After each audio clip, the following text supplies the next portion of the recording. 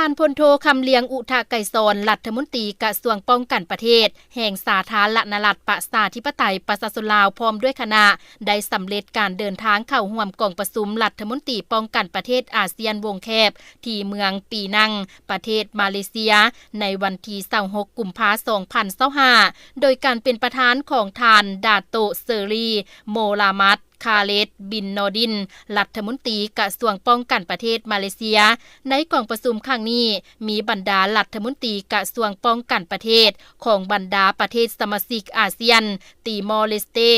ในนามเป็นประเทศสังเกตการณ์และรองเลขาธิการใหญ่อาเซียนส่วนเวียดนามและเมียนมาได้ส่งผู้ต่างหน้าเข้าร่วมกองประชุมครั้งนี้ได้ดำเนินภายใต้คำขวัญการเพิ่มทวีความสามัคคีของอาเซียนและการร่วมมือของภาคพื้นเพื่อรับมือกับสิ่งท้าทายที่พ้นเด่นต่อความมั่นคงต่อกับปัญหาดังกล่าวบรรดารัฐมนตรีป้องกันประเทศอาเซียนได้แลกเปลี่ยนทัศนะเกี่ยวกับการเสริมสร้างความสามัคคีและพื้นฐานแนวความคิดอาเซียนในการส่งเสริมการพัวพันร่วมมือภาคพื้นเพื่อรับมือกับบรรดาสิ่งท้าทายที่พ้นเด่นซึ่งส่งผลกระทบต่อการปกปักรักษาสันติภาพเสถียรภาพและความมั่นคงของอาเซียนเพื่อประกอบส่วนเข้าในการเอื้ออำนวยความสะดวกให้แก่การสร้างสาพัฒนาเศรษฐกิจสังคมของภาคพื้นในกองประชุมครั้งนี้ยังได้รับร้องเอาแถลงการร่วมของรัฐมนตรีป้องกันประเทศอาเซียนว่าด้วยการร่วมมือด้านเวียกงานปัญญาประดิษฐ์ในแขนงการป้องกันชาติซึ่งเอกสารดังกล่าวได้แสดงความมั่นหมายในการส่งเสริมความโปร่งใสและความรับผิดชอบในการนำใช้ปัญญาประดิษฐ์ในแขนงการป้องกันชาติของอาเซียนให้สอดคล้องระเบียบกฎหมายสากลและบรรดาแผนงานภายใต้ขอบการร่วมมือของอาเซียนส่งเสริมข้อริเริ่มการร่วมมือในการพัฒนาขีดความสามารถทางด้านเทคโนโลยี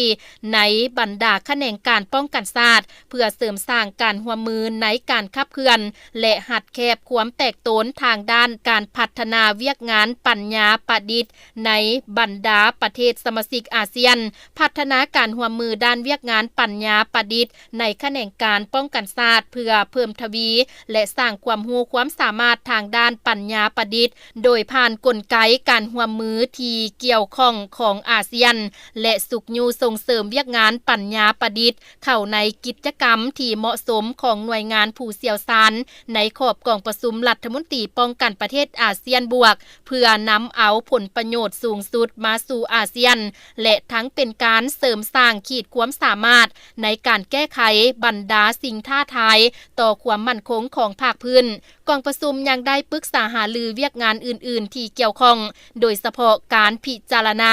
และการเห็นดีเป็นเอกภาพของอาเซียนในการรับร้องเอาประเทศเยอรมันและตุรกีเข้าร่วมสังเกตการณ์ในบรรดาหน่วยงานผู้เชี่ยวชาญในขอบกองประชุม ADMM บวกในรอบเวียนปี 2024-2027